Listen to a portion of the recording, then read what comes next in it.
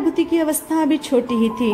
बुद्धि में तीव्रता थी, स्वभाव में नटखटपन और अंगों में कोमलता। मुनि व्रत ले लेने पर भी ये बातें निर्मूल नहीं हुई थी।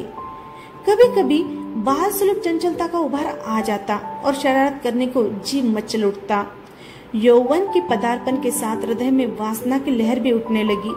यद्यपि ऐसा कोई कार्य नहीं किया जिससे वे संयम भ्रष्ट कहे जाते, किंतु कभी कभी मन को वश में रखना कठिन हो जाता। वे उस दशा में नहीं पहुंचे थे जब विकार के हेतु उपस्थित होने पर भी मन विकृत नहीं होता। संयम में उत्साह था, किंतु कभी कभी उदासीनता भी आ जाती। अपने गुरु आचार्य धर्मरुचि के साथ विचरते हुए वे राजगृही आए। राजगृही मगध की राजधानी थी। विविध प्रकार के कलाकार, बड़े बड़े व्यापारी तथा विद्वान उसकी शोभा को बढ़ा रहे थे। वही नाट्याचार्य विश्वकर्मा अपनी मंडली के साथ रहते थे। अभिनय कला के लिए यह मंडली दूर दूर तक प्रसिद्ध थी। विश्वकर्मा अभिनेता तथा अभिनेत्रियों के चुनाव तथा शिक्षण में बड़े पटु थे। उनकी 2 कन्याएं थी, रंभा और शची। दोनों सुंदरी थी और नृत्य कला में प्रवीण थी। आषाढ़भूति भिक्षा के लिए घूमते हुए आचार्य विश्वकर्मा के घर पहुंचे। भिक्षा में एक लड्डू मिला। बाहर आकर आषाढ़भूति ने सोचा, एक लड्डू से क्या होगा, यह तो आचार्य के हिस्से में आएगा। उनके बाद उपाध्याय का नंबर, फिर गना वच्छेदक का, तब कहीं बारी आएगी। उसने काने का रूप बनाया, एक लड्डू और मिल गया, फिर कुबड़े का और फिर कोड़ी का, 2 लड्डू और मिल गए। विश्वकर्मा ऊपर बैठा हुआ आषाढ़भूति के रूप परिवर्तन को देख रहा था। उसने सोचा, यह साधु रूप बदलने में बड़ा कुशल है। यदि हमारी नाट्य मंडली में सम्मिलित हो जाए तो रुपया बरसने लगे। वह नीचे उतरा, मुनि को बड़े आदर के साथ फिर घर में ले गया और लड्डुओं से पात्र भर दिया। दोनों कन्याएं समीप ही खड़ी थी। साधु की दृष्टि उन पर पड़ी और उनकी साधु पर। आषाढ़भूति विश्वकर्मा के घर प्रायः आने लगे। कन्याओं से वार्तालाप भी होने लगा। विश्वकर्मा ने कोई आपत्ति न की। उनकी तो एकमात्र इच्छा थी आषाढ़भूति किसी प्रकार नाट्य मंडली में सम्मिलित हो जाए।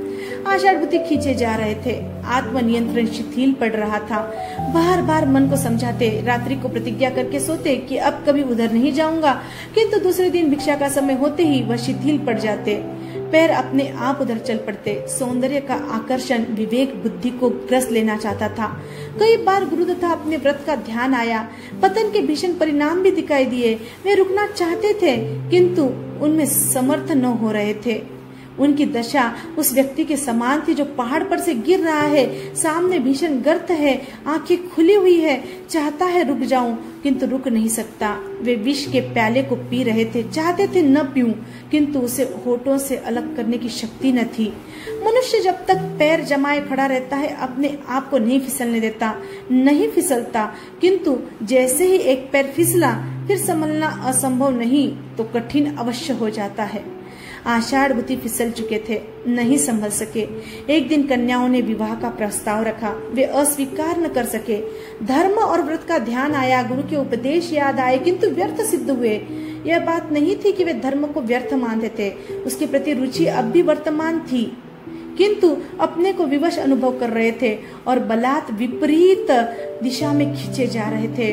उपाश्रय में जाकर उन्होंने रजोहरण, वस्त्र, पात्र आदि साधु के चिन्ह गुरु के चरणों में रख दिए और विदा होने की अनुमति मांगी।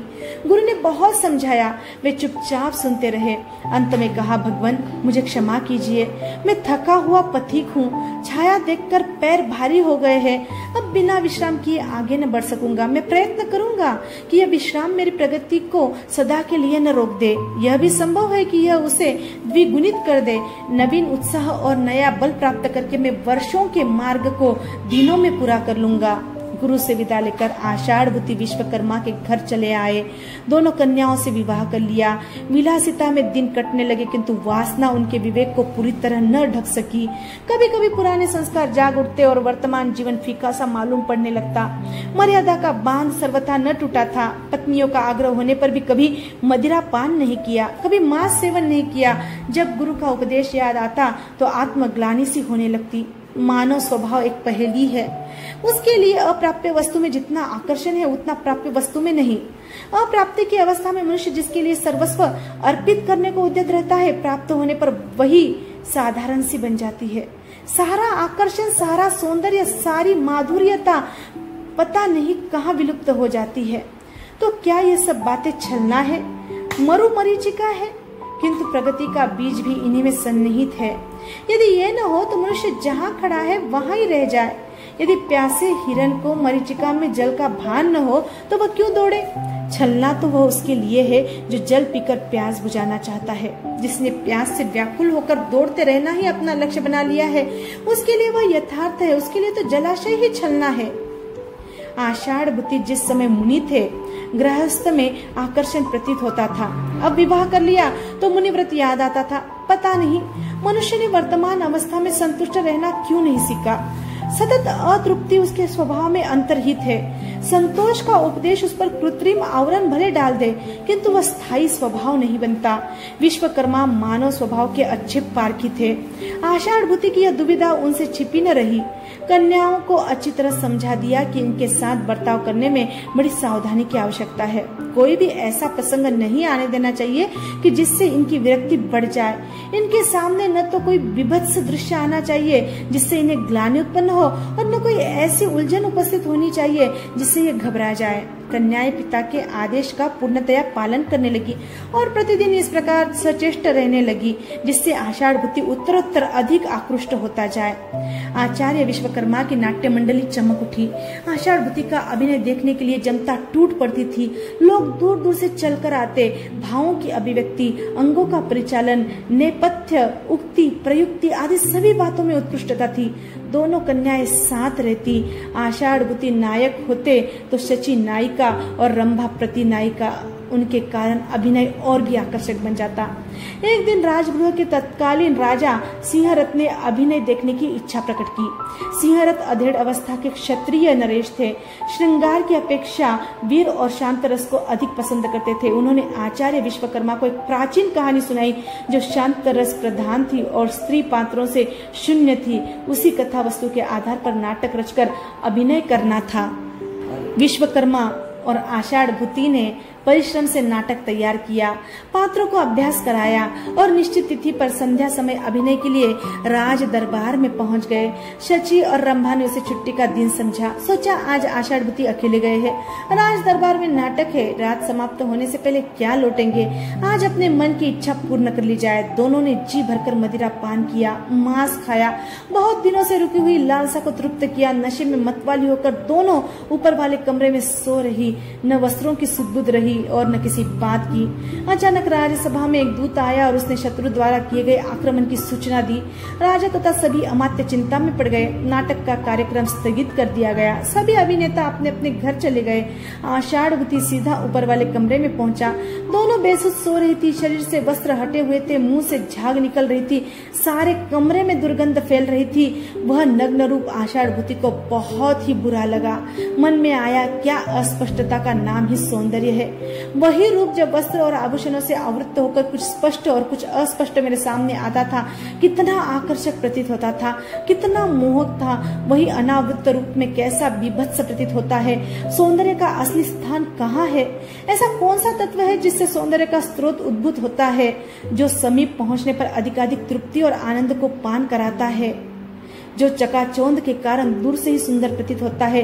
वह तो मृग मरीचिका है, गंधर्व नगर है। वास्तविक जलाशय तो जो जो समीप जाओ अधिक शक्ति प्रदान करता है, अंदर प्रवेश करने पर और भी अधिक। जो समीप आने पर विराग और निराशा के रूप में परिणत हो जाए वह मिथ्या है, भ्रम है, अयथार्थ है। मैंने इस अयथार्थ के लिए कितने नाच नाचे, अपने को कितना गिराया, मैं इसके पीछे पागल हो गया। उसका हृदय आत्मग्लानि से भर गया। आषाढ़ बुद्धि को नींद नहीं आई। प्रातः होते ही उसने जाने का विचार प्रकट किया। विश्वकर्मा सदा सशंक रहता था। आषाढ़ बुद्धि की उद्विग्न को देखकर उसने कन्याओं से सारा हाल पूछा। प्रमाद के लिए उसने भर्त्सना की तथा उसे किसी प्रकार मना लाने के लिए कहा। साथ में यह भी कह दिया यदि वह किसी प्रकार न माने तो उससे अपनी आजीविका का प्रबंध करने के लिए कहना। कन्याओं ने सब तरह से प्रयत्न किया, हाव भाव दिखाए, रूठी, गिड़गिड़ाई, उपभुक्त विषय भोगों की स्मृति दिलाई, अपनी भूल पर पश्चाताप किया, क्षमा मांगी, किंतु आषाढ़ बुद्धि निश्चल रहे। अंत में कन्याओं ने आजीविका की बात छेड़ी। बोली हम दोनों आपकी विवाहिता स्त्रियां हैं, आपके चले जाने पर हमारा भरण पोषण कौन करेगा? हमारी आजीविका के लिए भी तो कोई प्रबंध होना चाहिए। आषाढ़भूति अटक गए। उत्तरदायित्व को पूरा किए बिना आत्म साधना अधूरी है। मन में अपने संकल्प को दृढ़ रखते हुए आषाढ़भूति धन संचय का उपाय करने लगे। एक नाटक की रचना की, नाम रखा विदा। प्रथम तीर्थंकर भगवान ऋषभदेव के पुत्र, प्रथम चक्रवर्ती भरत राज्य सिंहासन पर बैठे। विजय यात्रा की 6 खंडों पर राज्य स्थापित किया। 14 रत्न तथा 9 निधियों के स्वामी बने। शीश महल बनाया। राजसी वेश में सज धज कर उसमें प्रवेश किया। एक अंगूठी नीचे गिरी, अंगुली की चमक जाती रही, वह निस्तेज और मलिन सी दिखने लगी। यह क्या? कि एक अंगूठी नीचे गिरने पर क्या सारी शोभा अंगूठी की थी? इस औपाधिक और अस्थायी सौंदर्य के लिए प्रफुल्लित होना अज्ञानता है। विचार के साथ साथ वैराग्य भावना बढ़ती गई। दूसरे आभूषण उतार कर देखा, जिस अंग का आभूषण उतरा जाता वही फीका पड़ जाता। मुकुट उतार कर देखा, सिर की वह शोभा न रही। हीरे के हार उतारे, छाती निस्तेज हो गई। वैराग्य भावना उत्कृष्ट होती गई। अस्थायी वस्तुओं का मोह दूर हो गया, वही आत्म साक्षात्कार हो गया। वे घर बार छोड़कर चल पड़े। साथ में 500 राजकुमार दीक्षित हो गए। इसी कथा वस्तु पर आषाढ़भूति ने सुंदर नाटक रचा। योग्य पात्रों का चुनाव करके उचित शिक्षा दी। रंगमंच तैयार किया गया। अभिनय की तिथि निश्चित हो गई। अभिनेता के रूप में आषाढ़भूति को ख्याति दूर दूर तक फैली हुई थी।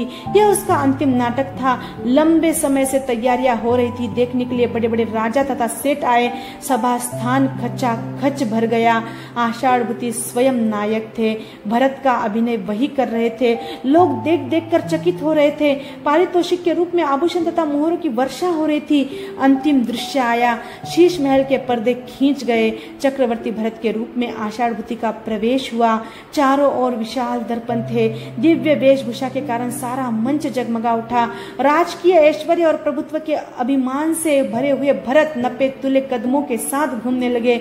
अपना दिव्य प्रतिबिंब देखकर वे बार बार प्रफुल्लित हो उठते। इतने में अंगूठी गिरी, अंगुली निस्तेज हो गई। यह क्या? क्या सारा सौंदर्य इसी का था? भरत ने आश्चर्य और व्याकुलता के साथ कहा। क्रमशः दूसरे आभूषण उतारे। अंग फीके पड़ते गए। सारा शरीर निष्प्रभ हो गया। मुकुट भी उतार दिया। ललाट का तेज समाप्त हो गया। भरत ने स्वागत के रूप में कहा, स्वगत कहा कि यह क्या? मैं जिस चकाचौंध पर प्रसन्न हो रहा था वह क्षण भर में विलुप्त हो गया। क्या मैं इसी पर मुग्ध था? मुकुट उतारते ही सारा तेज चला गया। क्या सारा तेज इसी मुकुट का है? मेरा अपना कुछ नहीं है। यह वेशभूषा तो अस्थायी है, कृत्रिम है। यह मुझे सदा सुंदर नहीं रख सकती। भौतिक वस्तुएं कितनी परिवर्तनशील है। पल भर में कुछ का कुछ हो गया। सारा संसार अनित्य है। हाथी, घोड़े, पदाती तथा रथ सभी अनित्य है। अंत समय में वे मुझे न बचा सकेंगे। मेरा साम्राज्य, मेरे महल, प्राकार, दुर्ग सभी नश्वर है। मेरा यह शरीर भी नश्वर है। एक आत्मा नित्य है। क्यों न मैं आत्मा को प्राप्त करूं? यदि शाश्वत सुख चाहिए तो आत्मा को प्राप्त करना होगा। भौतिक वस्तुओं से नाता तोड़ना होगा। उन्हें विदा देनी होगी। उसी समय उन्हें बोध प्राप्त हो गया। उसी वेश में रंगमंच से बाहर निकलने लगे। पीछे पीछे 500 राजकुमार थे। मगध सम्राट ने कहा, भगवान अब तो नाटक समाप्त हो गया। आप कहाँ जा रहे हैं? जहाँ भरत चक्रवर्ती गए हैं। हमारा नाटक वहीं पहुंचने पर समाप्त होगा। आषाढ़भूति वापस न लौटे। जय आनंद।